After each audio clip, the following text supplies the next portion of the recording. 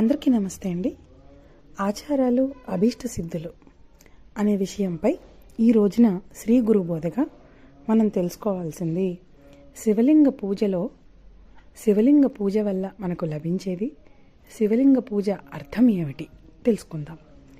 సాలగ్రామోద్భవే లింగే రసలింగే తదా ద్విజాః పాషాణే రాజతే స్వర్ణే సురసిద్ధ ప్రతిష్ఠితే కాశ్మీరే స్ఫాటికే రాత్నే జ్యోతిర్లింగేషు సర్వశః చాంద్రాయణ సమం ప్రోక్తం శంభుర్నైవేద్య భక్షణాత్. అంటే సాలగ్రామం బాణలింగం అన్నమాట.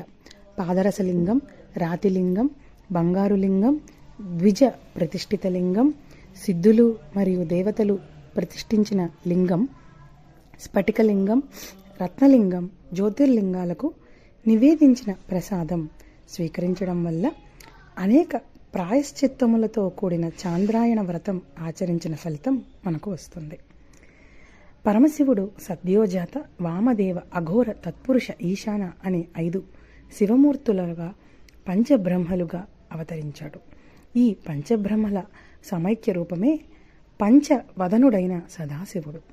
బ్రహ్మదేవునకు సృష్టికారక శక్తిని ఇచ్చిన ఈ పంచముఖాల నుండే పంచాక్షరీ విద్య బహిర్గతమైంది.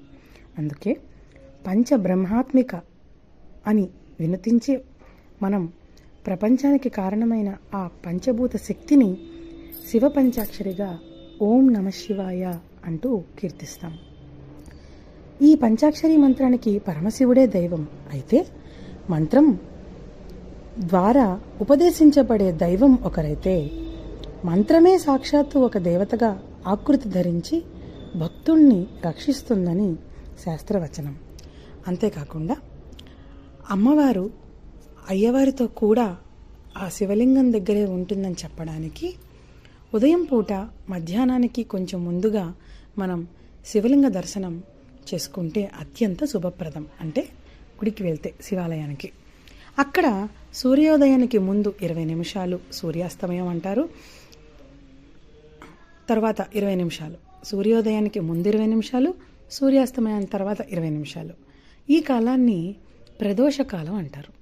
అది పరమశివునికి అత్యంత ప్రియమైన ప్రదోష కాలం అన్నమాట.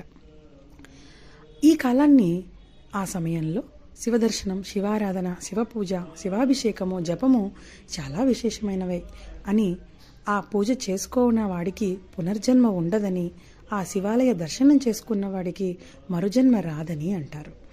శివాలయంలో గల శివలింగం బయట కానీ, ఆలయం గోపురం పైన కానీ శివ విగ్రహం ఉంటే ఆ ఆలయంలో పూజాధికాలు నిర్వహించిన వారికి శివపదం తప్పక వస్తుంది.